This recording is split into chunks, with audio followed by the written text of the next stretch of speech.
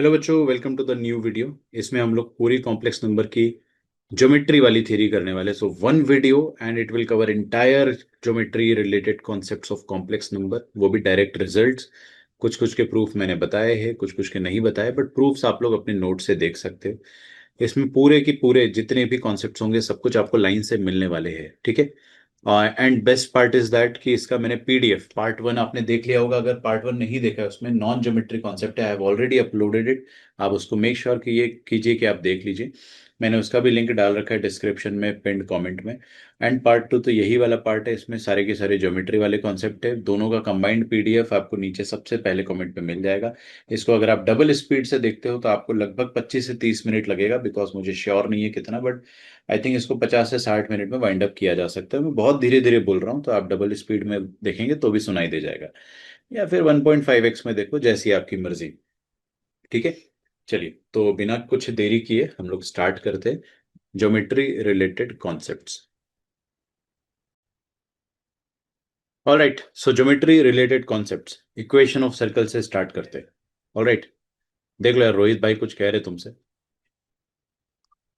सच में कुछ कह रहे, मैं मजाक नहीं कर रहा हूँ, कुछ तो कह रहे। हाँ, ठीक है, शुरू करते हैं। क्या?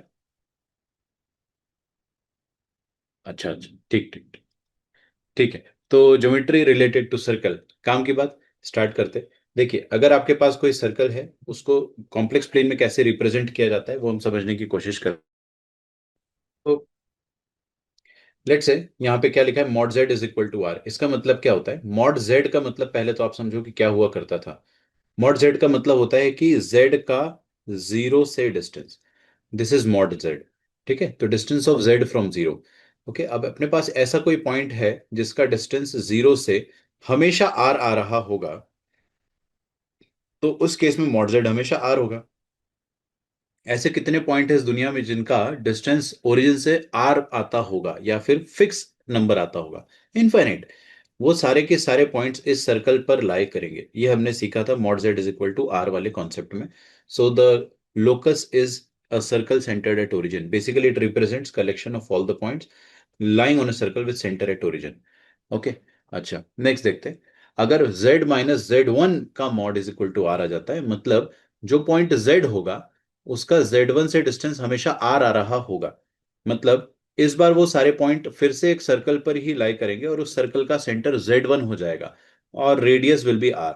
ठीक है, तीसरा देखते हैं। अब तीसरा नहीं, next, location based on distance formula. ये बड़ा आसान है और बहुत ही ज्यादा इजी है। आप प्लीज कॉन्सेप्चुअली देखना, आपका फोकस हाई होना चाहिए। बहुत जल्दी बहुत सारी चीजें सिखा दूंगा मैं। क्या लिखा है यहाँ पे?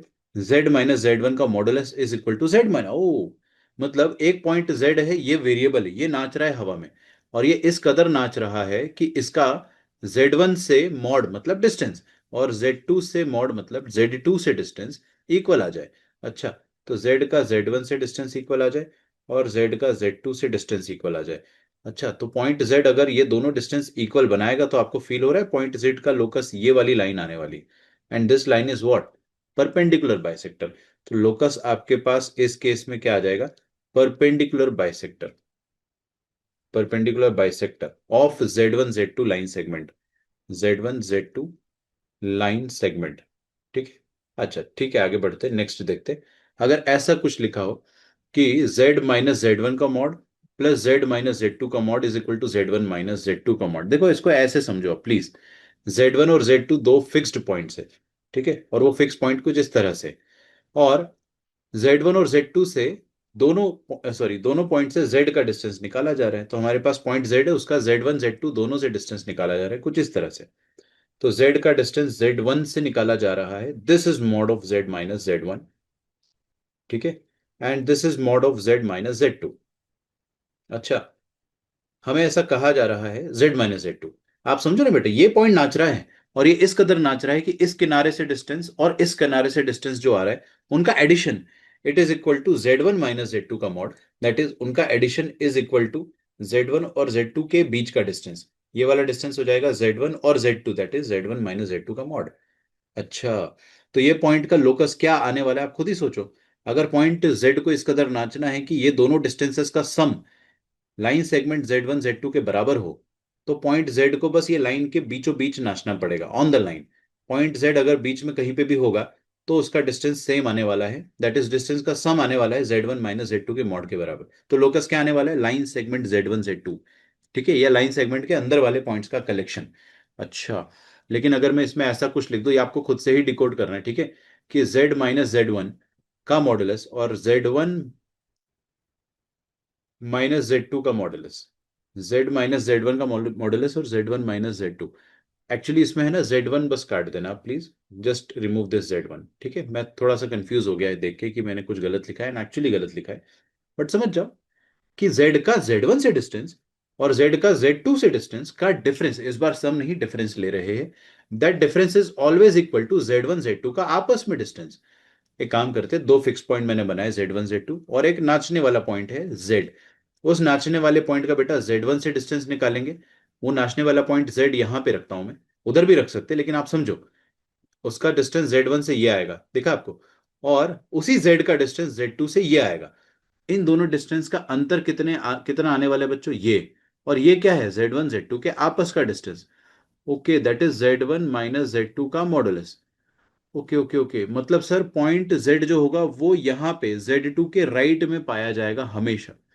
ठीक है, z2 के राइट में पाया जाएगा हमेशा। इसका एक क्लीन डायग्राम मैं इस तरफ बना देता हूँ। ठीक है, तो पॉइंट z इस तरफ पाया जाएगा ताकि इसका दूर वाले पॉइंट से डिस्टेंस z1 से डिस्टेंस और z2 से डिस्टेंस का डिफरेंस z1 और z2 के बीच के डिस्टेंस के बराबर हो, that is z1 minus Z two का मॉड। ठीक है, अच्छा ये वाला डिस्टेंस क्या है आपके पास, z माइनस जेड वन का मॉड, और ये वाला डिस्टेंस है z माइनस जेड टू का mod. Okay, so z minus Z two का मॉड। ठीक है, और इन दोनों के बीच का जो अंतर आ रहा है वो हमेशा z1 z2 का डिफरेंस आ रहा है। वो तभी हो सकता है जब पॉइंट z यहां पे नाच रहा होगा, इस तरफ नाच रहा होगा, मतलब इसका लोकस क्या आने वाला है, ये Z1 से निकलने वाले सारे पॉइंट्स का कलेक्शन। Z1 से निकलने वाले सारे पॉइंट्स राइट साइड में, लेफ्ट साइड में नहीं, साइड में, कि इसका जो कलेक्शन आ रहा है वो राइट साइड में इसीलिए आएगा क्योंकि इसका डिस्टेंस जो डिफरेंस में लिया गया है वो अलग तरीके से दिया गया है हमें। वो डिस्टेंस ऐसे दिया गया है कि z का z1 से डिस्टेंस, z का z2 से डिस्टेंस का difference, it is equal to z1 z2 का डिफरेंस। ठीक है, अच्छा एक मिनट, अगर मैं ऐसा लेता z का z, मैंने पहले क्या लिया आपके सामने, z का z2 से डिस्टेंस है ना, अगले वाले में चेंज कर रहे हैं हम लोग। अगले वाले में क्या कर रहे हैं हम लोग, पहले z का z2 से डिस्टेंस निकाले। अब देखो यहाँ पे क्या होगा, हमारे पास दो फिक्स पॉइंट है, z1 z2। z1 z2 के बीच का डिस्टेंस कितना हो जाएगा, मॉड z1 z2। ठीक है, और हाँ ये पॉइंट है z अपने पास, है ना। अब ये z पॉइंट नाच रहा है, ये z पॉइंट जब नाच रहा है तो इसका z1 से जो डिस्टेंस बनेगा वो आएगा z माइनस z1, और z2 से जो डिस्टेंस बनेगा that will be z minus z2। देखो बड़ा वाला डिस्टेंस माइनस छोटा वाला डिस्टेंस करेंगे तो क्या बीच वाला डिस्टेंस आ रहा है, यस। इसका मतलब बड़ा वाला डिस्टेंस जो बन रहा है यहां से लेके यहां तक, that is mod z minus z2, ध्यान से देखो। ठीक है, थोड़ा ध्यान से देखो, और mod of z minus z1, इन दोनों के बीच का जो डिफरेंस है that is equal to mod of z1 minus z2।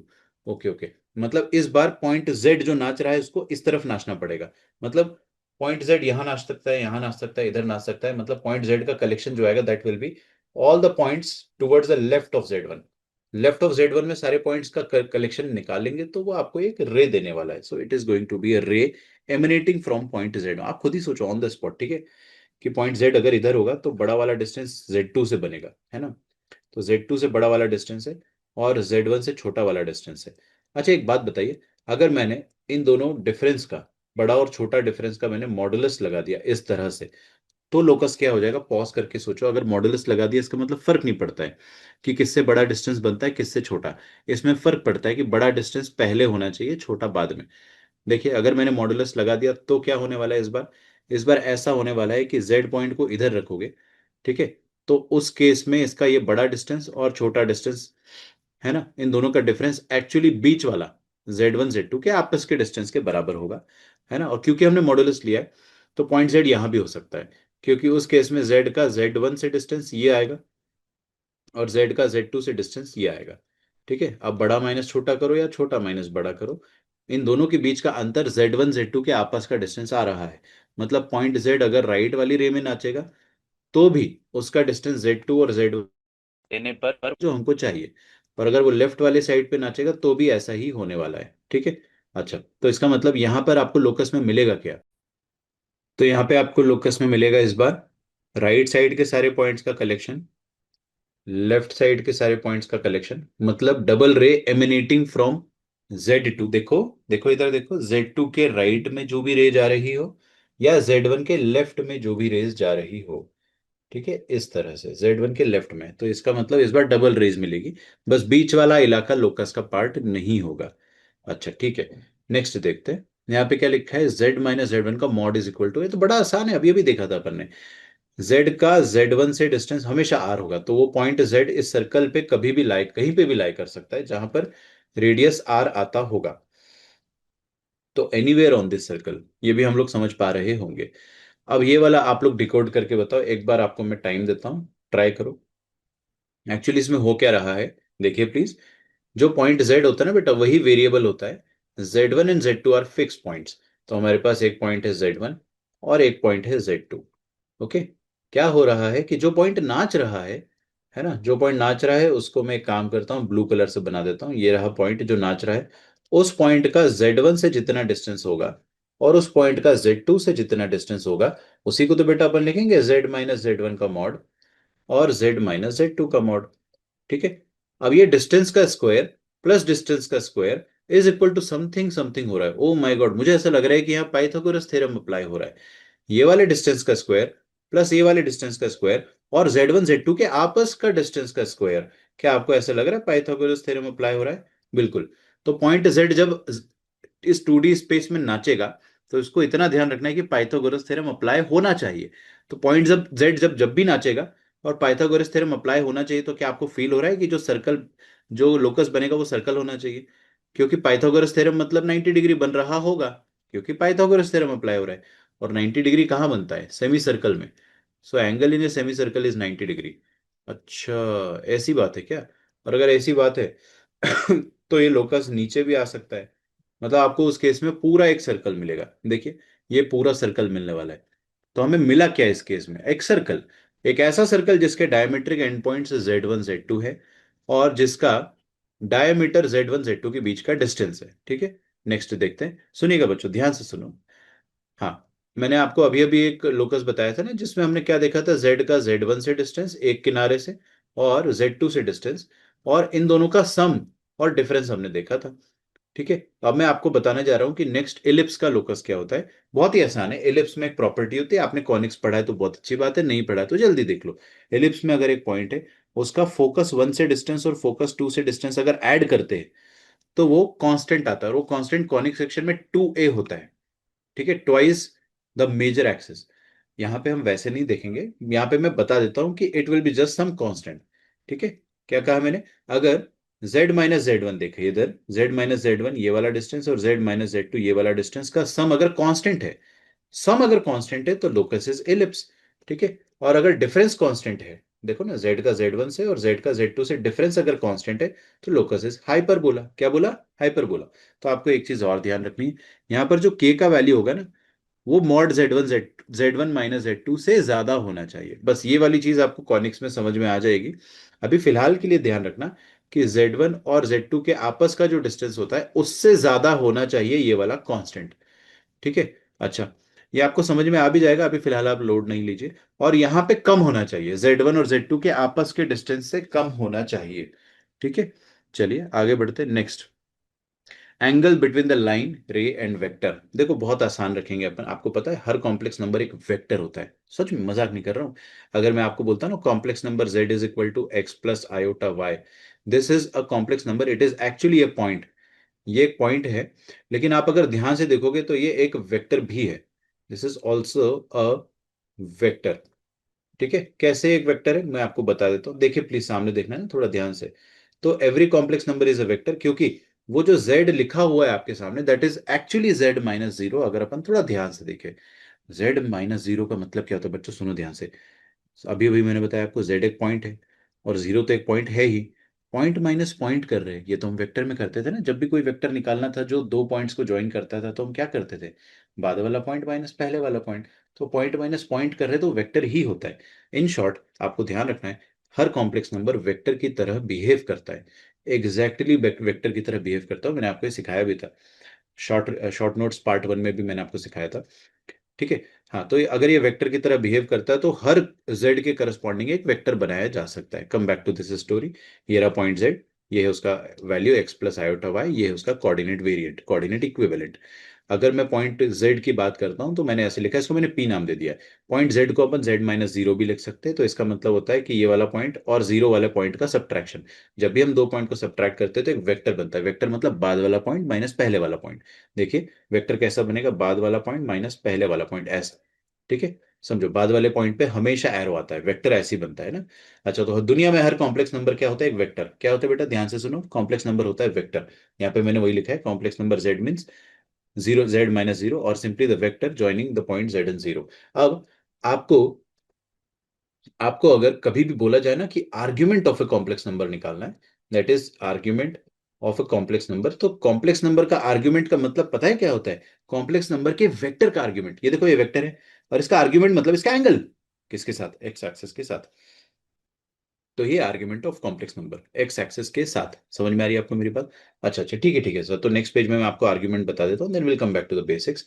ये है आर्ग्यूमेंट। आर्ग्यूमेंट ऑफ जेड का मतलब होता है वेक्टर्स रिप्रेजेंटिंग, और एंगल, उस वेक्टर का जो एंगल बन रहा होगा, that is the meaning of argument. ये है आर्ग्यूमेंट। किसका आर्ग्यूमेंट, जेड का। जेड क्या है बेटा, कॉम्प्लेक्स नंबर। हाँ, लेकिन और अच्छी भाषा में बोले तो it is a vector Z minus zero. क्या सीखा अपन ने, आर्ग्यूमेंट वेक्टर का होता है, कॉम्प्लेक्स नंबर के करस्पॉन्डिंग वेक्टर का आर्ग्यूमेंट होता है। ठीक है। अब अगर मुझे ऐसा बोल दिया जाए कि argument of Z minus Z not, तो आपको क्या बोलना है, कॉम्प्लेक्स नंबर का आर्ग्यूमेंट नहीं है ना, ना ना ना ना। किसका आर्ग्यूमेंट होता है, हमेशा वेक्टर का। किसका आर्ग्यूमेंट, इधर ध्यान दो, क्या कर रहे हो, किसका आर्ग्यूमेंट होता है, वेक्टर का। यहाँ पे जो वेक्टर है वो कौन से दो पॉइंट को ज्वाइन करके बन रहा है, Z minus Z naught. Z minus Z naught मतलब final point minus initial point. Final point Z होगा, इनिशियल पॉइंट इधर देखो ना, initial point Z, Z naught. Final point पे एरो होता है, इनिशियल पॉइंट पे टेल होता है। ऐसा वेक्टर बन रहा है, वो मैंने यहाँ पे बनाया है। और उस वेक्टर का क्या आर्ग्यूमेंट, क्या उस वेक्टर का आर्ग्यूमेंट, आर्ग्यूमेंट क्या होता है, आर्ग्यूमेंट होता है एंगल। किसके साथ, पॉजिटिव एक्स एक्सिस के साथ। ठीक है। अगर वो ऊपर की तरफ, ऑफ कोर्स वो नीचे की तरफ है तो नेगेटिवली मेजर करेंगे, वो तो अपन ने सीखा ही है आर्ग्यूमेंट में। एवरी आर्ग्यूमेंट जो अपन देखते हैं वो बाय डिफॉल्ट प्रिंसिपल आर्ग्यूमेंट होना चाहिए, अनलेस एंटिल हमें कुछ स्पेसिफिकली उसने बोला हो। हम हमेशा प्रिंसिपल आर्ग्यूमेंट ही लिखने की कोशिश करेंगे हमेशा। ठीक है। हाँ, तो मैं अभी एक काम कर रहा हूँ, ये z minus Z naught vector का आर्ग्यूमेंट है। और यहां पर मैंने क्या लिखा है, argument of z minus Z not. मैं एक बार इसको लिख देता हूँ, आर्ग्यूमेंट। हाँ, ये है z minus Z naught vector, और ये है एंगल उसका आर्ग्यूमेंट। ठीक है। ये समझ में आ रहा है आपको? अब अगर आपको बोला जाए angle between z1 and z2, समझो इसका मतलब क्या हो गया। z1 क्या है, अब Z1 केवल एक कॉम्प्लेक्स नंबर नहीं है, Z1 एक वेक्टर भी है। ठीक है। तो यहाँ पे क्या लिखा है, angle between Z1 vector and Z2 vector. देखो बेटा, मैंने यहाँ पे क्या बना दिया, Z1 वेक्टर, और यहाँ पे क्या बना दिया, Z2 वेक्टर। अगर आपको इनके बीच का एंगल निकालना है, ये एक बच्चे का ध्यान नहीं बेटा है ना, बहुत मार पड़ेगी इसको। अगर आपको अगर आपको इन दोनों के बीच का ये वाला एंगल निकालना है तो आप क्या करेंगे, जो आर्ग्यूमेंट बड़ा है, जो आर्ग्यूमेंट आगे है ना, दिख रहा है आपको, जो आर्ग्यूमेंट आगे है वो वाला आर्ग्यूमेंट माइनस जो आर्ग्यूमेंट पीछे है वो वाला आर्ग्यूमेंट। तो आगे वाला आर्ग्यूमेंट किसका है बेटा, Z2 माइनस जीरो वेक्टर का, और ये किसका है, Z1 माइनस जीरो। इन दोनों के इंडिविजुअल आर्ग्यूमेंट दिख रहे हैं, इसका बड़े वाले का बीटा, इसका अल्फा है। बीटा और अल्फा का डिफरेंस ही तो थीटा आएगा। सो थीटा क्या है, एंगल बिटवीन, क्या है theta, angle between the complex numbers, और एंगल बिटवीन द वेक्टर्स। और वो कैसे निकाला अपन ने, बड़े वाले का angle that is beta minus छोटे वाले का एंगल, आसान भाषा में बड़े वाले का आर्ग्यूमेंट। देखो यही लिखा है मैंने, आर्ग्यूमेंट ऑफ कौन सा वेक्टर, Z2 माइनस जीरो, है ना, ये है Z2 माइनस जीरो, इसका आर्ग्यूमेंट क्या है बेटे, बीटा। और इसको किससे सब्ट्रैक्ट करना है, अल्फा से। अल्फा किसका आर्ग्यूमेंट है, argument of Z1 minus zero. Okay, Z1 minus zero. चलिए, बहुत अच्छी बात है, इन दोनों के आर्ग्यूमेंट के बीच का अंतर ही तो आ रहा है अपने पास, एंगल। अच्छा, ये भी बहुत अच्छी बात है। तो एंगल बिटवीन द वेक्टर कैसे निकालते, आर्ग्यूमेंट ऑफ जो थोड़ा आगे, आगे कौन सा कैसे डिसाइड करते, जो ज्यादा पॉजिटिवली, इधर देखो प्लीज, जो ज्यादा पॉजिटिवली आगे जा चुका है, देखो ना यहाँ पे, ये ज्यादा आगे जा चुका है, ये थोड़ा पीछे रह गया। तो जो ज्यादा आगे आ चुका है उसको पहले लिखना है। बस ये बात मैंने आपको बहुत एम्फेसिस करके बताई है, ताकि मैं आपको आगे ना बताऊं। ठीक है। बट वेक्टर हमेशा ओरिजिन से निकले ऐसा जरूरी है क्या, नहीं, बिल्कुल जरूरी नहीं। यहाँ पे ओरिजिन से निकल रहा है vector, but her bar vector origin से निकले दैट इज नॉट कंपलसरी। यहाँ पे वेक्टर जेड नॉट से निकल रहा है, तो यहाँ पे अपने को अगर इन दोनों वेक्टर्स के बीच का एंगल बताना है, कौन से वेक्टर, इधर देखो, देखो कौन सा वेक्टर है, ये है Z1 minus Z naught vector, और ये है Z2 minus Z naught vector. इन दोनों के बीच का अगर आपको एंगल बताना है तो कैसे बताओगे आप, कौन ज्यादा आगे है वेक्टर विजिबली? मुझे लग रहा है कि ये वाला वेक्टर ज्यादा आगे निकल गया, Z1 माइनस जेड नॉट, तो उसका आर्ग्यूमेंट बड़ा होगा, that is Z1 minus Z naught, और minus argument of Z2 minus Z naught. ठीक है, बस इन दोनों के आर्ग्यूमेंट के बीच का अंतर ही तो थीटा आएगा, वही लिखा है मैंने, Z1 माइनस जेड नॉट। हाँ, आपको आर्ग्यूमेंट की प्रॉपर्टी पता है ना, लॉग वाली प्रॉपर्टीज होती है, argument of something minus argument of something क्या हो जाता है, आर्ग्यूमेंट ऑफ पहला अपॉन दूसरा। अगर ये थीटा है तो ये भी थीटा रहेगा, ये आपको बस लिखते और डिकोड करते आना चाहिए। तो कभी भी रेशियो में दिया जाए तो आर्ग्यूमेंट का डिफरेंस होता है, स्पीड बढ़ा सकते हैं। अब अगर पिछले बार क्या हो रहा था, दोनों वेक्टर एक ही पॉइंट से निकल रहे थे, अब अगर वेक्टर एक पॉइंट से नहीं निकल रहे, अलग अलग पॉइंट से निकल रहे, ये Z1 से निकल रहा है, ये Z2 से, क्या दिक्कत है? इनके बीच में एंगल नहीं हो सकता है क्या? बिल्कुल हो सकता है। तो इनके बीच का एंगल कैसे निकलेंगे? देखो, जो ज्यादा आगे, इधर देखो, जो ज्यादा आगे वो पिंक वाला वेक्टर है, उसका आर्ग्यूमेंट बड़ा होगा। तो पिंक वाले का आर्ग्यूमेंट क्या हो जाएगा, argument Z4 minus Z2, minus जो छोटा है वो कौन सा वाला है, Z2 माइनस Z1, ये वाला वेक्टर, ये थोड़ा पीछे है। देखो यहाँ पे मैंने एक डमी एक्स एक्सिस बना दी, डमी एक्स एक्सिस। तो ये वाला एंगल ज्यादा होगा और ये वाला एंगल कम होगा, लेकिन ये वाला एंगल है क्या, पहले वाले वेक्टर का argument, that is argument of, क्या लिखा है बेटे यहाँ पे, Z2 minus Z1, argument of Z2 minus Z1। इन दोनों के आर्ग्यूमेंट के बीच का जो अंतर आ रहा है वही तो है angle between the vectors, that is theta. Okay, तो सर यहाँ पे भी रेशियो लिख देना अपन, बिल्कुल लिख सकते हैं, argument of Z4 minus Z2 upon Z2 minus Z1। ठीक है, Z4 माइनस Z2, अच्छा मैंने यहाँ पे Z3 बोलना चाहिए था, ठीक है, माय मिस्टेक, मैं इसको करेक्ट कर लूंगा भाई, है ना, तो Z3 माइनस Z1 कर लो। ठीक है, और ये वो सेम नहीं रहेंगे, मेरे ध्यान नहीं गया, बट ठीक है, आप लोग समझदार हो, आपने देख लिया होगा, मुझे ऐसा लगता है। ठीक है, एंगल बिटवीन द वेक्टर्स निकालते आ गया, क्या करना है, जो ज्यादा आगे उसका आर्ग्यूमेंट माइनस पीछे वाले का आर्ग्यूमेंट। ठीक है, इक्वेशन ऑफ रे, देखिए इधर पहले लिखा क्या है हमने, इक्वेशन ऑफ रे का मतलब क्या हो जाएगा कि argument of z is equal to alpha, एक मिनट, जेड का आर्ग्यूमेंट, जेड क्या है, वेक्टर, तो एक ऐसे वेक्टर का आर्ग्यूमेंट जो ओरिजिन से निकल रहा है, देखो ये ओरिजिन से निकलने वाला एक वेक्टर है, इसका आर्ग्यूमेंट हमेशा अल्फा रहेगा। तो ऐसे कितने वेक्टर बनाए जा सकते हैं बताइए मुझे, बहुत सारे। इनफैक्ट मैं आपको अगर ऐसा कहूं कि ये सारे के सारे वेक्टर को हम लोग इस रे से रिप्रेजेंट कर सकते हैं, सोच के देखिए ना, सारे के सारे पॉइंट जो इस तरीके के होंगे, इस तरीके के, इस रे पर लाई कर रहे होंगे, उन सारे पॉइंट्स को अगर आप ओरिजिन से ज्वाइन करोगे, खट खट खट खट खट खट ऐसे, तो जो भी वेक्टर बनेंगे आपके पास, उन सारे वेक्टर्स का आर्ग्यूमेंट क्या, हमेशा हमेशा हमेशा हमेशा अल्फा आएगा। यस, अगर आर्ग्यूमेंट हमेशा इन पॉइंट्स के कलेक्शन का अल्फा आ रहा है, तो आपको क्या मिल रहा है लोकस में, collection of all the points जो ओरिजिन से ऊपर की तरफ जा रहे हैं, और ऐसा कलेक्शन क्या होता है, रे। क्या मिला आपको, argument z is equal to alpha, मतलब रे एमिनेटिंग फ्रॉम ओरिजिन। ठीक है, लेकिन यहाँ पे z माइनस जीरो लिखे, इधर देखो, z माइनस जीरो, अगर z माइनस जीरो की जगह z माइनस Z1 लिखा जाए तो क्या करना है, Z1 से निकलने वाली, सॉरी, Z1 से निकलने वाली रे, और उनका आर्ग्यूमेंट क्या होना चाहिए, हमेशा अल्फा, मतलब एंगल अल्फा, तो ये सारे, इन सारे तमाम पॉइंट्स का कलेक्शन आ जाएगा। ठीक है, तो यहाँ पे आपको क्या मिलेगी, रे एमिनेटिंग फ्रॉम Z1। ठीक है, हाँ मैं आगे बढ़ रहा हूँ। नेक्स्ट, रोटेशन थ्योरम, बड़ा आसान है रोटेशन थ्योरम, मैं आपको है ना 5 मिनट में या उससे भी कम टाइम में बता दूंगा, मेरे पास टाइमर चला देता हूँ मैं। ठीक है, तो अब ये वीडियो कुछ 23 मिनट के आसपास का हो चुका होगा, I am not sure, but फिर भी।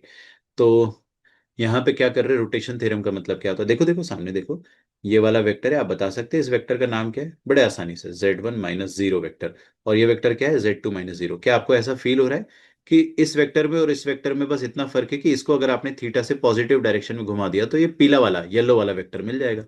ओके, एक मिनट एक मिनट, मतलब सर Z1 वेक्टर को घुमाया, ये देखो, ये दो तीन बच्चों का ध्यान नहीं है, राम श्याम घनश्याम अब्दुल, कहाँ है तुम्हारा ध्यान, इधर देखो, Z1 माइनस जीरो को घुमाया थीटा से तो Z2 माइनस जीरो मिल जाएगा। अब समझो समझो समझो, Z2 माइनस जीरो, ठीक है, वो कैसे प्राप्त हो सकता है, Z1 माइनस जीरो को थीटा एंगल से घुमाकर। अच्छा एक मिनट रुको, यहां पर दोनों की लेंथ सेम है ना, दोनों वेक्टर की, बस घुमाना ही है आपको, लेंथ में कोई लफड़ा नहीं है। ठीक है, लेंथ सेम होना चाहिए बेटा रोटेशन थ्योरम में। तो Z2 माइनस जीरो को कैसे प्राप्त किया जा सकता है, Z1 माइनस जीरो को घुमाकर, कितने से घुमाना है, थीटा से। अगर आपको घुमाना है तो एक घुमक्कड़ फैक्टर होता है जिसको अपन रोटेशन फैक्टर कहते हैं, दोनों की दोनों अनऑफिशियल नेम्स है ना, तो मैं आप देसी तरीके से बता दे रहा हूँ सारी चीजें। तो रोटेशन फैक्टर यहाँ पे क्या लगता है, e की पावर में iota theta, iota plus theta to be very precise. क्योंकि आपको इसको प्लस थीटा के डायरेक्शन में ही घुमाना घुमाना है, तब जाके Z2 मिलेगा। ओके, ये हो गया रोटेशन थ्योरम वन। ठीक है, this is part number one. Second part, अब इस बार क्या करना है, Z1 को घुमा के Z2 को प्राप्त करना है, लेकिन दोनों की लंबाई सेम है क्या? नहीं, नहीं है। तो पहले सेम लंबाई बतानी पड़ेगी। सेम लंबाई कैसे बताते पता है आपको? दोनों का यूनिट वेक्टर ढूंढ लो। ये देखो Z1 वेक्टर जो है ये तो इतना लंबा है। दुनिया में हर वेक्टर का एक यूनिट वेक्टर होगा, तो यहां पे अपन बड़ा अजीब सा यूनिट वेक्टर का कॉन्सेप्ट यूज करेंगे, अनोखा सा कॉन्सेप्ट। ठीक है, क्या आप मुझे बता सकते हो Z1 वेक्टर का यूनिट वेक्टर क्या आएगा? Z1 - 0 जो वेक्टर है, या फिर सिंपली Z1, उसको उसी के मॉड से, मैग्नीट्यूड से डिवाइड कर देंगे। अरे बेटे, ऐसे ही तो निकालते थे यूनिट वेक्टर। और ये कैसे निकालेंगे? Z2 - 0 को उसी के मैग्नीट्यूड से डिवाइड कर देंगे, है ना। अच्छा, अब ये जो यूनिट वेक्टर है, लाल कलर वाले, देखो आप फिर से नहीं देख रहे हो, इतना खराब अटेंशन कैसे हो सकता है। ये जो छोटे छोटे वेक्टर है ना, बस इनमें रोटेशन फैक्टर लगाओ, इनमें रोटेशन थ्योरम लगाओ, क्योंकि इनकी लंबाई सेम है। तो एक मिनट, किसको घुमाने पे क्या प्राप्त हो रहा है? ये Z1 वाले को घुमाने पे Z2 मिल रहा है। तो हम क्या कह सकते हैं यहाँ पे कि Z2 मिलेगा Z2 - 0 upon mod of Z2 - 0, है ना, या सिंपली दिस। ये कैसे प्राप्त होगा? Z1 upon mod Z1, that is इसका यूनिट वेक्टर, उसको घुमा देंगे e⁻i⁴ के फॉर्म में। ठीक है, ऐसे मिलेगा। समझ में आ रहा है आपको? और इधर भी देखो, अब क्या है कि इनका सेंटर ओरिजिन नहीं है, व्हाट बिग डील, कोई दिक्कत की बात नहीं है, इनका सेंटर Z1 है। ये वेक्टर क्या बनेगा, पहला वाला और दूसरा वाला, वो देख लो। और दूसरा वाला जो वेक्टर है, वो प्राप्त किया जा सकता है पहले वाले वेक्टर को थीटा से घुमाकर। मैं लिख देता हूं यहाँ पे। तो ये वाला वेक्टर का नाम बताइए मुझे, क्या है? Z3 - Z1। क्या इन दोनों की लंबाई सेम है? नहीं सर, दिख तो नहीं रहा है। तो एक काम करो, पहले का और दूसरे का दोनों का यूनिट वेक्टर लिखो। यूनिट वेक्टर मतलब इसको इसके मॉड से डिवाइड करो, इसको इसके मॉड से डिवाइड करो, और दोनों यूनिट वेक्टर में आप लगाइए रोटेशन थ्योरम। तो यहाँ पे आएगा Z3 - Z1 का मॉड। और इधर, एक मिनट, ये प्राप्त किया जा सकता है किसको घुमाकर? Z2 - Z1 upon mod of Z2 - Z1 को घुमाकर। ठीक है, इनको घुमा देंगे। अच्छा, इसको घुमा तो देंगे, लेकिन कितने एंगल से घुमाएंगे बताइए मुझे? e⁻i⁴ पॉजिटिव थीटा, क्योंकि पॉजिटिव थीटा से घुमाएंगे तो ये मिलेगा, बस ऐसा। आपको केवल उन दोनों वेक्टर्स पे लगाना है जिनका मैग्नीट्यूड सेम हो। अब इधर बताइए कैसे लगाएंगे? ये वाला वेक्टर है Z2 माइनस ये जो भी लिखा है Z1, इसको घुमाएंगे तो दूसरा वाला वेक्टर मिल जाएगा। कितने से घुमाएंगे? थीटा से। दूसरा वाला वेक्टर क्या है? Z4 - Z3। ठीक है, लेकिन ये प्राप्त किया जा सकता है किसको घुमा के? Z2 - Z1 को। क्या दोनों की लंबाई सेम है? नहीं सर, ऐसे दिख रही होगी सेम, लेकिन नहीं है सेम। मैं आपको अलग अलग लंबाई बताना चाह रहा हूं। तो यहाँ पे दोनों का पहले मैंने यूनिट वेक्टर निकाल लिया, और जो यूनिट वेक्टर है उसमें Z2 - Z1 का यूनिट वेक्टर, इसको बस प्लस थीटा से घुमाना है। तो यहाँ पे घुमक्कड़ फैक्टर क्या हो जाएगा? e⁻i⁴ plus theta. याद आ गई सारी बातें? अब आपको क्वेश्चन करने में कोई दिक्कत नहीं जाएगी। इसमें एक नोट लिख लो। ठीक है, अगर आप 90 डिग्री से घुमाते हो, दैट इज e⁻i⁴ से, तो उसका वैल्यू क्या होता है? देखो, ये सिस पाई हो जाएगा, मतलब cos pi plus iota sine pi. ठीक है, अब बताइए मुझे। हाँ, e⁻i⁴ my bad, e⁻i⁴ 90 degree से घुमाते हो तो क्या मिलेगा आपको? 0 प्लस आयोटा, मतलब आयोटा इटसेल्फ। इसका मतलब आपको कोई भी वेक्टर को अगर 90 डिग्री से घुमाना है तो उसका घुमक्कड़ फैक्टर आयोटा ही हो जाता है। डायरेक्ट आयोटा मल्टीप्लाई कर दो। आयोटा मल्टीप्लाई करने का मतलब आपने 90 डिग्री से घुमा दिया है। माइनस आयोटा मल्टीप्लाई करने का मतलब क्या हो जाएगा? -90 डिग्री से घुमा दिया है।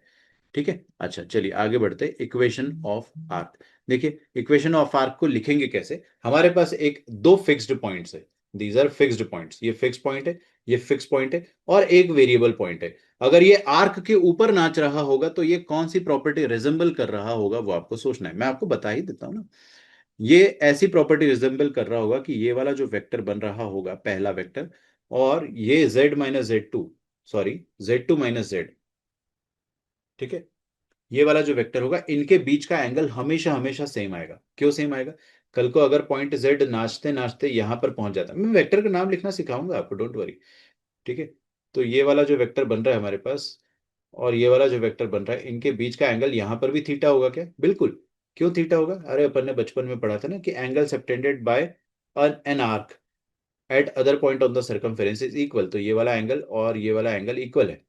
ठीक है, समझ में आ रही है आपको मेरी बात? तो इसको लोकस को आप कैसे लिख सकते हो, वो लोकस लिखने का तरीका हम लोग देखते हैं। कुछ नहीं करना है, दोनों वेक्टर के बीच का एंगल, दो वेक्टर के बीच का एंगल कैसे लिखते हैं, दोनों के आर्ग्यूमेंट का अंतर लिख दे। तो लिख देते हैं। देखिए यहाँ पे क्या आ रहा है, समझना है ना। ये मैं एक ही फिगर, एक ही दो दो लाइन अलग अलग नहीं बनाता हूँ, एक ही बनाता हूँ। मुझे ऐसा लग रहा है कि ये वाला जो वेक्टर है थोड़ा ज्यादा आगे है। अरे बेटा पहले आप क्या करो, डायरेक्शन बनाओ, कौन सा वाला, पॉजिटिव, ये वाला डायरेक्शन बनाओ। ये कौन सा होता है, एंटी क्लॉकवाइज डायरेक्शन। वो बना दिया। अब एरो जिसकी तरफ है वो आगे है ना भाई, वो ज्यादा घूम गया ना, वो आगे निकल गया। तो ये एरो जिसकी तरफ है, कौन सा वेक्टर है, Z2 - Z, वो ज्यादा आगे है।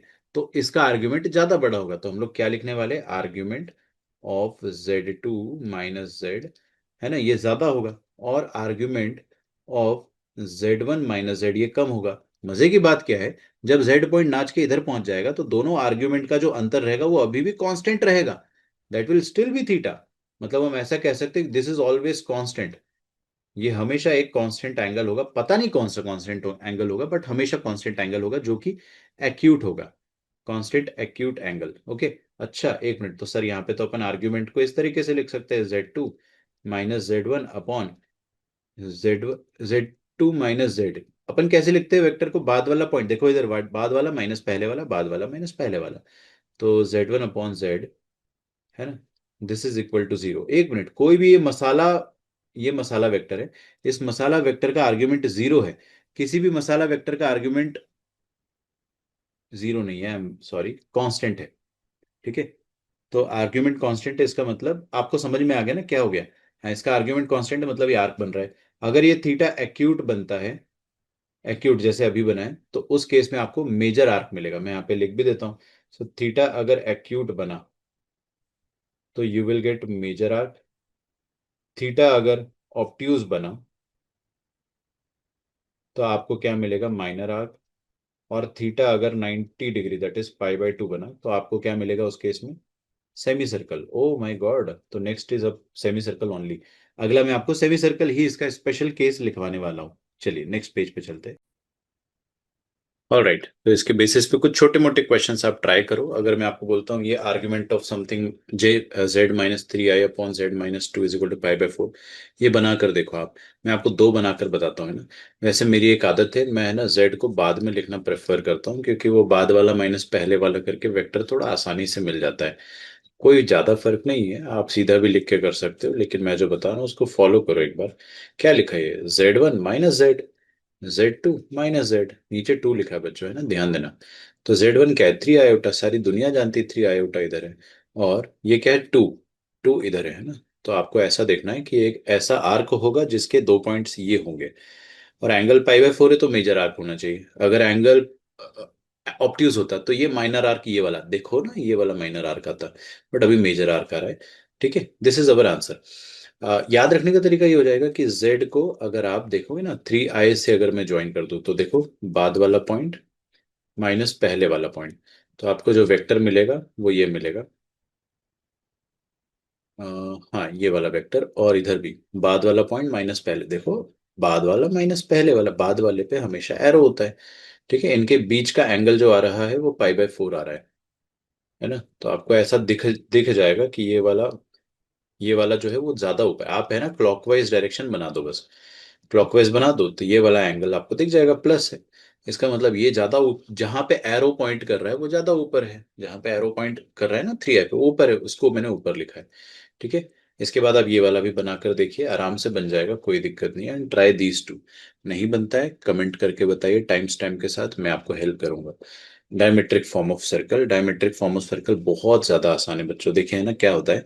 सबसे पहली बात तो ये स्टार्ट कहाँ से होता है वो सब छोड़ो, मैं इसका डायरेक्ट फॉर्मूला बता रहा हूँ आपको। फिर इसका प्रूफ वगैरह भी मैं आपको शॉर्ट में बता दूंगा। क्या करना है, अगर आपको दोनों diametric and point Z1 Z2 दे रखे, देखिएगा प्लीज सामने, Z - Z1 लिखना है, Z - Z2 लिखना है, और यही चीज राइट साइड में भी लिखना है। ये क्या बकवास है, Z - Z1, Z - Z2, यही सी चीज राइट साइड में भी। एक बार आप Z - Z1 पे बार लगाइए, इस पे Z - Z2 पे बार नहीं लगाइए। अब Z - Z2 पे बार लगाइए और Z - Z1 पे बार नहीं लगाइए। ये है लोकस और इक्वेशन ऑफ सर्कल जिसके डायमेट्रिक एंड पॉइंट दिए हुए। आपको याद है 2D में ये इक्वेशन ये हुआ करती थी, x - x1 × x - x2 plus y - y1 × y - y2। 2D में ये इक्वेशन हुआ करती थी, आपको याद होगा। वैसा ही कुछ है। ठीक है, बट हाँ मैंने एक चीज गलत कर दी, यहाँ इक्वल टू नहीं है, प्लस आएगा, माय बैड। ये प्लस करेंगे इक्वल टू जीरो। अच्छा आपको पता है ना, we can break the bar anyhow. तो बार को तो अपन ऐसे ब्रेक कर सकते हैं, देखो यहाँ पे बार इसमें लगा दिया, इसमें इधर बार लगा दिया। ये आता कैसे है, अगेन आर्ग्यूमेंट से ही आता है, आपको मैं बता देता हूँ इधर से। देखो क्या करो, ये रहा पॉइंट जेड, देखिएगा इधर बाद वाला पॉइंट माइनस पहले वाला पॉइंट, ये है पॉइंट जेड, ये नाच रहा है। बाद वाला पॉइंट माइनस पहले वाला पॉइंट, बाद वाले पे एरो होता है। इन दोनों के बीच का जो एंगल है वो कितना आएगा, हमेशा 90 डिग्री। बेटा ये तो सत्य है, क्योंकि angle in semi circle is 90 degree. तो ये वाला देखो ना, एरो किस पे पॉइंट कर रहा है, पॉजिटिव एरो पॉइंट किस पे कर रहा है, Z2 माइनस जेड पे। तो उसका आर्ग्यूमेंट ज्यादा होगा। और आर्ग्यूमेंट कैसे लिखते हैं, Z2 माइनस जेड वेक्टर का minus argument of Z1 minus Z vector. इन दोनों के बीच का अंतर कितना आ जाएगा, पाई/2। इसके बाद आप इसका रेशो कर लेना, argument of this upon this is equal to पाई/2। आर्ग्यूमेंट पाई/2 मतलब क्या, कोई भी कॉम्प्लेक्स नंबर का आर्ग्यूमेंट पाई/2 मतलब है प्योरली इमेजिनरी है। और कोई भी नंबर प्योरली इमेजिनरी होता है तो इसका मतलब क्या होता है, वो उसके कॉन्जुगेट के नेगेटिव के बराबर होगा। मतलब आप इसको इसी के कॉन्जुगेट के, इसको इसी के कॉन्जुगेट के नेगेटिव के बराबर कर देना, कर दोगे ना, ये Z2 minus Z upon Z1 minus Z, हाँ जेड है वो कर रहा हूँ उसको मैं, ठीक है। इसको इसी के कॉन्जुगेट के नेगेटिव के बराबर कर दो, you'll गेट दिस रिजल्ट। याद रहेगा ये रिजल्ट आपको। ये रिजल्ट रिवर्स में भी डिकोड करना आना चाहिए, ऐसी कुछ लिखी हुई हो चीज। अगर आपको ये इक्वेशन लिख कर दी हो तो आपको पता होना चाहिए कि अरे ये तो सर्कल है, उल्टा भी पढ़ते आना चाहिए। अगला देखिएगा, condition for 3 points passing through non collinear point. ठीक है, मैं आपको है ना पहले रिजल्ट बताता हूँ, फिर प्रूफ या सोचने का तरीका भी बताऊंगा, दोनों आना चाहिए ना, एग्जाम में अपन फंस गए कुछ भी नहीं आया तो कर तो सके। तो अगर 3 पॉइंट देखिएगा, 3 पॉइंट अगर नॉन कोलिनियर है और एक सर्कल पे लाई करते हैं तो क्या कंडीशन होती है। देखिए कंडीशन ये होती है, देखो इधर सामने प्लीज, ऐसे लिखो आप पहले जेड, पहले तो मैं ना सीक्वेंस में लिख दूंगा, Z1 इधर, Z2 इधर, Z3 इधर, जिस सीक्वेंस में मैंने लिखा है उसी सीक्वेंस में मैं ये वाला रिजल्ट लिख रहा हूँ। पहले क्या लिखना है, Z माइनस जेड, देखो सामने बेटा, सामने देखोगे समझ में आ जाएगा, Z minus Z1, Z minus Z2। ठीक है, अब ये Z माइनस Z2 नीचे लिखा है, इसको ऊपर लिखो, जेड इधर देखते रहना प्लीज, है ना, नजर नहीं हटाना, Z minus Z2 upon Z minus Z1। ये ठीक है। अब इसके बाद आप क्या करो, ये जो दूसरा वाला Z लिखा है ना, इसको चुपके से Z3 कर दो, Z3, आई रिपीट Z3। तो इसको मैं चुपके से Z3 कर देता हूँ। अरे यही रिजल्ट होता है, मैं तो तरीका बता रहा हूँ ना आपको याद रखने का।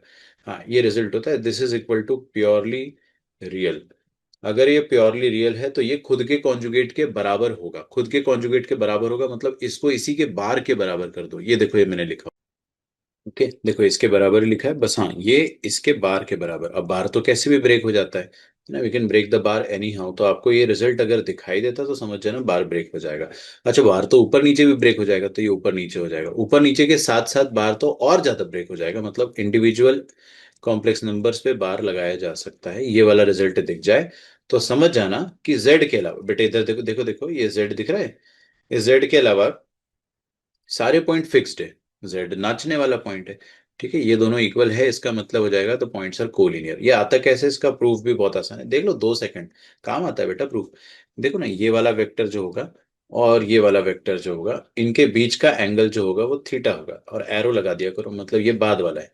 ठीक है। अच्छा मैं यहाँ पे लिख देता हूँ आर्ग्यूमेंट, देखो मेरे को लिखने में थोड़ा सा समय लगेगा लेकिन ज्यादा नहीं। क्या लिखना है इसको, बाद वाला माइनस पहले वाला, that is Z2 minus Z, Z2 minus Z upon बाद वाला माइनस पहले वाला। अरे बेटा जहां एरो लगता है ना उसको अपन पहले लिखते हैं। ठीक है, तो ये वाला argument minus Z1 minus Z का आर्ग्यूमेंट ये कितना है, थीटा। और आप अगर ध्यान से देखेंगे तो दूसरा वाला आर्ग्यूमेंट जो होगा वो भी थीटा होगा। कैसे, अब आप एक काम करो कि इस आर्क को पकड़ के रख लो, और इस आर्क को पकड़ के रख लिया तो आप इधर देखना कि ये वाला जो वेक्टर बनने वाला है और ये वाला वेक्टर, इनके बीच में एंगल भी थीटा होगा। क्यों, क्योंकि ये दोनों सेम आर्क से सबटेंडेड एंगल है। तो ये वाला एंगल कैसे लिखोगे, पहले थीटा का डायरेक्शन, ये एरो किधर पॉइंट कर रहा है वो देख लो, एरो जहां पॉइंट कर रहा है वो क्या है, Z2 minus Z3। So this will be Z2 minus Z3। तो आपके पास इधर आ जाएगा argument of Z2 minus Z3 upon argument, ये बाद में है ना बेटा, देखो Z2 माइनस Z3, और ये पहले Z1 माइनस Z3, एरो वाला पॉइंट माइनस नॉन एरो वाला पॉइंट, Z1 माइनस Z3 बस। ठीक है, ये बीच का थीटा हटा दो, ऐसा आ रहा है अपने पास, because they are both same ना। तो ये वाला आर्ग्यूमेंट इधर ले आओ, क्या सीखा अपन ने, argument of complex number 1 minus argument of complex number 2 क्या होता है, argument of complex number 1 upon argument of complex number 2। आप अपॉन करोगे ना तो इसका मतलब वो दोनों के दोनों आर्ग्यूमेंट का डिफरेंस जीरो आ जाएगा। डिफरेंस जीरो आ जाएगा, इसका मतलब वो कॉम्प्लेक्स नंबर का आर्ग्यूमेंट जीरो है, जो बड़ा सा कॉम्प्लेक्स नंबर आएगा। आर्ग्यूमेंट जीरो मतलब प्योरली रियल, यही रिजल्ट आ जाता है। कर लोगे आप, पक्का कर लोगे, ठीक है। हाँ, अब इसमें आपको एक बहुत ही शानदार चीज बताता हूँ, सुनिएगा ध्यान से। अगर 4 पॉइंट आ जाए Z1 Z2 Z3 Z4, तो उसकी बस कंडीशन है, नॉट द लोकस, ना ना ना, जस्ट कंडीशन। मैं आपको कंडीशन बताऊंगा। 4 पॉइंट अगर एक सर्कल पे लाई करे, उसकी कंडीशन बहुत आसान कंडीशन है, बता दूं अभी से, पक्का कुछ नहीं करना है आपको। ये जो रिजल्ट है ना, इसमें देखो देखो देखो, इसमें जहां जहां जेड है वहां वहां Z4 से रिप्लेस कर दो, that is it. That is it. आपको ऑप्शंस में डिकोड करते आनी चाहिए बच्चों, है ना। तो यहाँ पे आपको देखो मैं क्या करके बताने वाला हूँ। जो रिजल्ट मैंने लिखा था पहले, क्या लिखा था, Z-Z1। देखते रहना प्लीज, Z-Z2। फिर इसका उल्टा लिखा था हमने, Z-Z2, मतलब ये नीचे वाला, और Z-Z1। ठीक है। और उसके बाद देखो यहाँ पे अपन ने इसको Z3 से रिप्लेस करा था, सही है ना। इसको Z4 से रिप्लेस कर दो। और ये वाली चीज क्या होनी चाहिए, purely real. This must be purely real. Purely real मतलब इसके बाद सेम चीज, ये खुद के बार के बराबर होगा। याद रखेगा। 4 पॉइंट्स अगर एक सर्कल पे लाई कर रहे हैं तो उसकी ये कंडीशन होती है। बेटा आपको अगर एक ऑप्शन में ये दिख गया ना, तो आपको रीड करते आना चाहिए, मेहनत करो, इसमें ज्यादा मुश्किल नहीं है।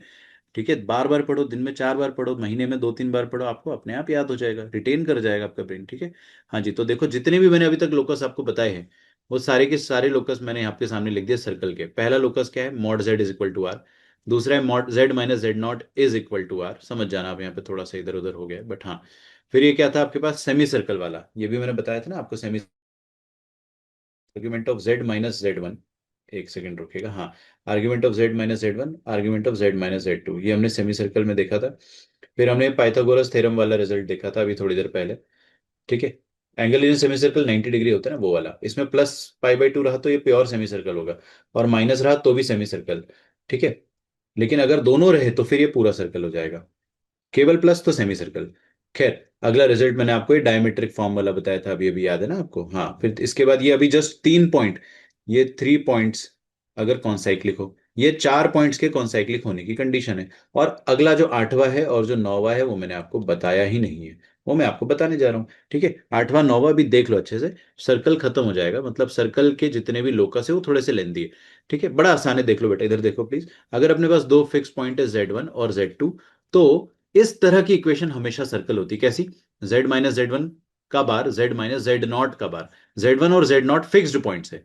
ठीक है, और Z का डिस्टेंस लिया जा रहा है Z1 से भी और Z0 से भी, और वो डिस्टेंस का रेशियो हमेशा एक कांस्टेंट K है, जो 1 नहीं होना चाहिए। 1 हो गया तो ये परपेंडिकुलर बाइसेक्टर हो जाएगा। 1 नहीं होगा अगर, तो ये हमेशा हमेशा सर्कल रिप्रेजेंट करेगा। ठीक है। अगला, जनरल इक्वेशन ऑफ सर्कल, ये मैंने आपके सामने लिखा है, Z-Z0 is equal to are. ये सबसे ज्यादा डर्टी या डिफिकल्ट इक्वेशन है, इसका मतलब ये याद नहीं होती हमको आसानी से। बट फिर भी मैं आपको बता देता हूँ जनरल इक्वेशन ऑफ सर्कल होती क्या है। देखिए, जनरल इक्वेशन ऑफ सर्कल होती है Z bar plus some complex number A into Z bar plus some complex number A का bar into Z plus B। ठीक है। ये कैसे आया सर, ये मेरे को समझ में नहीं आया। बेटा मैंने आपको प्रूफ थोड़ी बताया। अगर आपको इसका प्रूफ देखना है तो वो भी मैं बता सकता हूँ। उसके लिए कुछ करना नहीं है आपको। प्रूफ में एक काम करूंगा, इसके नीचे अटैच कर दूंगा, आपको दिख जाएगा अगर आपको वाकई देखना है तो। बट हाँ, आप इसको याद रख सकते हो। देखो मुद्दे की बात, देखो ये वाली इक्वेशन तो फेमिलियर है ना, ये तो सबको समझ में आती है। इसमें सेंटर क्या है बेटा, Z0 दिख रहा है, और रेडियस क्या है, R। हाँ, यहाँ पे सेंटर क्या आ जाएगा वो भी देख लो, -A। -A मतलब इस तरह की कोई भी इक्वेशन दिखेगी वो सर्कल है। बड़ा मुश्किल है, इसको याद रखना। कोई बात नहीं, इतने अच्छे पूरे लंबे वीडियो में एक ही ऐसा पॉइंट है जो थोड़ा सा मुश्किल है, इस पे हम मेहनत करेंगे। बाकी तो याद हो गए ना आपको, इस पे थोड़ी सी ज्यादा मेहनत करना है आपको। ठीक है। तो मैं आपको इसके क्वेश्चंस या फिर इसके प्रूफ्स भी साथ में अटैच करके दे दूंगा, you can just go through them, एक बार हल्का सा रीड मारना, समझ में आ जाएगा। ठीक है। और मैं आपको फिर से याद दिला देता हूँ, PDF मैंने इस बार डिस्क्रिप्शन में और पहले कमेंट में अटैच करी। I normally do not do that, but I have done it here. ठीक है, सो जस्ट यूज इट। हाँ, एक और ये लास्ट डर्टी इक्वेशन होती है, that is non parametric form of line. Circle तो हो गया खत्म, अब लाइन। हमारे पास एक पॉइंट है Z1, एक पॉइंट है Z2, ये फिक्स्ड पॉइंट है। और एक ऑरेंज पॉइंट नाच रहा है, ये ऑरेंज पॉइंट इस कदर नाच रहा है, इस कदर नाच रहा है कि इसका लोकस या फिर इसकी ट्रेजेक्ट्री ये लाइन सेगमेंट Z1 Z2 पर ही लाई कर रही होगी। ठीक है। तो ऐसे में इसकी इक्वेशन अपन कैसे लिख सकते हैं, लाइन की इक्वेशन। देखो ऐसे लिख सकते हैं, ये थोड़ा बेकार फॉर्म है, ये भी बेकार फॉर्म है, और सबसे अच्छा फॉर्म है ये, तो मैं ये पहले बता देता हूँ। अगर कुछ ना याद रहे तो ये याद रख लेना। दैट इज, देखिएगा ध्यान से, Z1 का बार और वन, Z1 का बार वन, फिर दूसरा पॉइंट Z2 और उसका बार और वन, और तीसरा पॉइंट जो नाच रहा है Z बार और वन। ठीक है, इन तीनों पॉइंट का डिटर्मिनेंट जीरो होगा हमेशा। और आज के बाद आप इसको कोलिनियरिटी की कंडीशन के लिए भी यूज करोगे। तीन पॉइंट कोलिनियर है अगर, तो देखो पहला पॉइंट और उसका बार और वन, दूसरा पॉइंट उसका बार और वन, तीसरा पॉइंट उसका बार और वन, ये वाला डेल्टा जीरो आना चाहिए। ठीक है, और इसको जब खोलोगे ना तो ये वाली इक्वेशन ही आती है जो यहां से कहीं आती है। बट हाँ, दो पेनफुल इक्वेशन है, वो मैं आपको बता देता हूँ, यू कैन रिमेंबर इट। ठीक है, जैसे कि ये ए बार जेड प्लस ए जेड बार प्लस बी, ये भी लाइन की इक्वेशन होती है, जहां पर ए कॉम्प्लेक्स नंबर है, और कौन सा कॉम्प्लेक्स नंबर है, ये वाला, और बी ये वाला कॉम्प्लेक्स नंबर है। There is a less chance कि इसमें से क्वेश्चन आएगा, मैंने लिख दिया है। आप चाहे तो you can go through the proof, मैं प्रूफ वैसे नहीं लगाना चाहूंगा, बट ये डिटर्मिनेंट वाली चीज याद रखना। Parametric form of A line, ये जरूर याद रखना है बेटा आपको, है ना। इसका डायरेक्ट क्वेश्चन जे एडवांस में आ चुका है, ये लिखा है आपके सामने एज इट इज। बहुत ही आसान है, एक बार देखिए please. I think this is last second, क्योंकि इसके बाद खत्म होने वाला है। देखिए यहाँ पे क्या लिखा है, अपने पास एक फिक्स पॉइंट है Z1, एक फिक्स पॉइंट है Z2, और और ये है पॉइंट P वेरिएबल जो नाच रहा है। अब ये पॉइंट जो नाच रहा है उसके हिसाब से अपन उसकी इक्वेशन लिखना चाहेंगे। प्रूफ मैंने लिखा है, बट मैं इक्वेशन का प्रूफ बताने से पहले आपको बताता हूँ वेक्टर फॉर्म में करना है। तीन पॉइंट है, ये पॉइंट P नाच रहा है, और अगर पॉइंट P नाच रहा है तो दो वेक्टर बनेंगे। ये पहला वेक्टर बनेगा AB, और दूसरा वेक्टर बनेगा AP। अगर आपने वेक्टर पढ़ा है तो आपको पता होगा ये दोनों वेक्टर पैरेलल है। अगर दो वेक्टर पैरेलल होते हैं तो one of them can be written as lambda times the other, और स्केलर टाइम्स द अदर। ठीक है, आप इसको रीअरेंज करते हो ना, आप इसको अगर सॉल्व करते हो तो आपको एक ऐसी इक्वेशन मिलेगी। इसको हम एक्चुअली याद रखेंगे बच्चों, प्लीज सामने देखो, थोड़ा फोकस रखो। इसको हम एक्चुअली याद रखेंगे कैसे। हाँ देखिए, पहला वाला point into one minus T, T क्या है, कोई पैरामीटर, भगवान जाने कौन सा पैरामीटर है, और ये क्या है Z2, उसके साथ क्या आएगा टी, एक बार वन माइनस टी, एक बार टी। ठीक है, समझ गए ना आप, दिस इज इक्वल टू नाचने वाला पॉइंट Z। अच्छा, ये इक्वेशन आपको याद रखना है, एक्चुअली याद रखना है, मतलब ये अगर क्वेश्चन में आ जाती तो आपको पढ़ते आना चाहिए कि लाइन ही है। देखो ना, यहाँ पे आपको ये दिया हुआ था ये इक्वेशन, तो ये पढ़ते आएगा अगर, तो लाइन ही है ये, actually same to same question है। आप ट्राई करना, मैंने इसका आई बटन पे सॉल्यूशन डाल दिया है बाय द वे, आपको दिख जाएगा। हाँ, तो मैं आपको एक और चीज बता रहा हूँ इसमें, ये दिख रहा है आपको, लाइन की इक्वेशन है Z is equal to one minus t into Z1 plus t into Z2। अगर आप नीचे ध्यान से देखें, डिनोमिनेटर में कुछ नहीं है, मतलब वन है। और ध्यान से अगर आप देखते हैं डिनोमिनेटर में, तो देखो देखो देखो देखो, ये वन माइनस टी और टी का ही सम लिखा हुआ है। वन माइनस टी और टी का ही सम लिखा गया है। सोच के देखो, इससे मुझे है ना कुछ आइडिया मिल रहा है, ऐसा प्रतीत हो रहा है कि यहाँ पे सेक्शन फॉर्मूला लग रहा है। सच में देखो ना, देखो देखो, ये रेशो है one minus T mx1 plus nx2, mx2 plus nx1 वगैरह वगैरह। It feels like section formula. मैं इसको बहुत आसान रखूंगा।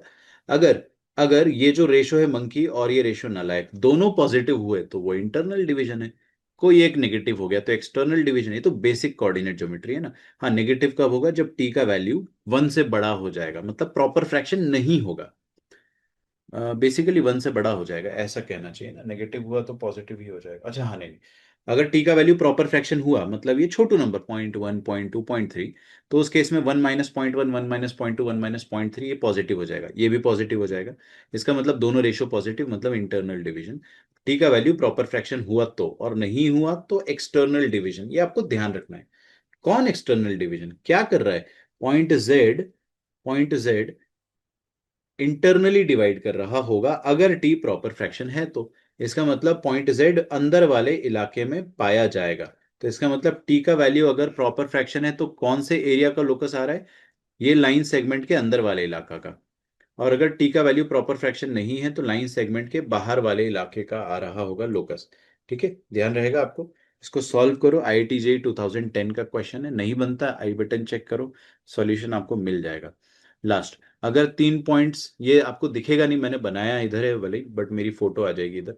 तीन पॉइंट्स अगर इक्विलेटरल ट्रायंगल बना रहे होंगे, ठीक है, तो तीन पॉइंट्स अगर इक्विलेटरल ट्रायंगल बना रहे होंगे तो उनमें ये कंडीशन लगती, one by Z1 minus Z2, one by Z2 minus Z3, one by Z3 minus Z1 is zero, या फिर तीनों के स्क्वायर का sum is equal to sigma Z1 Z2। ये कंडीशन आप डायरेक्टली याद रखिए।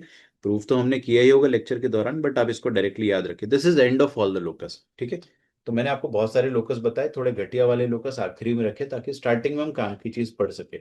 आई होप आपने बहुत कुछ सीखा होगा। अगर आप बहुत पहली बार इस चैनल पर आए हो तो you really need to subscribe, it is worth it, it is second best channel in YouTube. First best कौन सा होगा मैं बताऊंगा, जो मैं फ्यूचर में बनाऊंगा चैनल। ठीक है। अच्छा, एंड अगेन अगेन, अगर आप पुराने स्टूडेंट हो तो मेक श्योर क्योंकि क्या होता है कि we watch the video, we understand everything, we learn, we appreciate, but we forget to like, human nature हो जाता है। लेकिन ठीक है, that is important for me, ताकि मुझे पता तो चले भाई कि बच्चे वीडियो देख रहे, समझ में आ रहा है उनको और उनको मजा आ रहा है। ठीक है। तब जाके मैं अगले वीडियोस बना पाऊंगा, वरना मुझे पता ही नहीं चलेगा कि वीडियो बनाने का मेरा कोई पर्पस है भी या नहीं। I hope it is fine. मिलते हैं अपन नेक्स्ट सेशन में। अब देखते हैं अगली बार कौन सा चैप्टर हमें अचानक से याद आता है। इस सीरीज को बरकरार रखेंगे, कंटिन्यू रखेंगे। Till then bye everyone, thank you so much, see you very soon. और हाँ, मैंने पीडीएफ डाल रखा है, डाउनलोड करो, it is for free. Normally I don't keep it free, आपको पता भी होगा, लेकिन it is for free right now. ठीक है, you can just have it. See you soon, bye बच्चों।